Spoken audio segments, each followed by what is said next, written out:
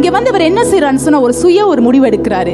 சில வேளை நம்ம லைஃப்ல நம்ம சுய முடிவு எடுக்கும் பொழுது சில பிரச்சனைகளை மாட்டிக்கொள்ளும். அதை சொல்லுவாங்க, நம்ம வந்து 3 மனநிலையில வந்து முடிவு எடுக்க கூடாது. ஒண்ணு என்ன அப்படின்னு சொன்னா, ரொம்ப சந்தோஷமா இருக்கிறப்ப முடிவு எடுக்க கூடாது. ரொம்ப சந்தோஷமா இருக்கிறப்ப ஏதாச்சும் ஒரு வார்த்தையை விட்டுட்டீங்கன்னு வைங்களே, இப்படி செய்யறேன் அப்படின்னு சொல்லிட்டு சந்தோஷத்துல அந்த டைம் வந்து சந்தோஷத்துல எது சொல்ல முடியாம டக்குன்னு சொல்லிடுவோம். அது உங்களுக்கு பிரச்சனையை கொண்டு வரும். அதே மாதிரி தான் நீங்க ரொம்ப சோகமா இருக்கிறப்ப இல்லாட்டி ரொம்ப கவலையில இருக்கிறப்பையும் சில முடிவு எடுப்போம். இல்ல சரி வராது, இல்ல நான் இங்க இருந்தா போயிடுவேன். அந்த மாதிரி சில முடிவுகளும் என்ன கொண்டு வரும்னு சொன்னா நம்முடைய வாழ்க்கையில பிரச்சனைகளை கொண்டு வரும். அது மட்டும் இல்ல, நீங்க குழப்பத்துல இருக்கும் பொழுது உங்களுக்கே என்ன செய்யறதுன்னு தெரியல, அந்த மாதிரி ஒரு சூழ்நிலையில நீங்க தீர்மானம் எடுத்தாலும் உங்களுக்கு பிரச்சனையை கொண்டு வரும். அப்படின்னா நான் எப்படிதான் தீர்மானம் எடுக்கணும்னு சொன்னா, நீங்க கர்த்தருடைய சமூகத்துல போயிட்டு அமர்ந்து, அப்ப நீங்க எந்த வழியை காமிக்கிறீங்களோ அந்த வழியில நான் போறதுக்கு தயாரா இருக்கிறேன்னு சொல்லி அவருடைய திட்டத்தை நீங்க நம்புனீங்கன்னு சொன்னா, அவர் உங்களை நிச்சயமாகவே கரை சேர்க்கிற தேவனாக இருக்கிறார்.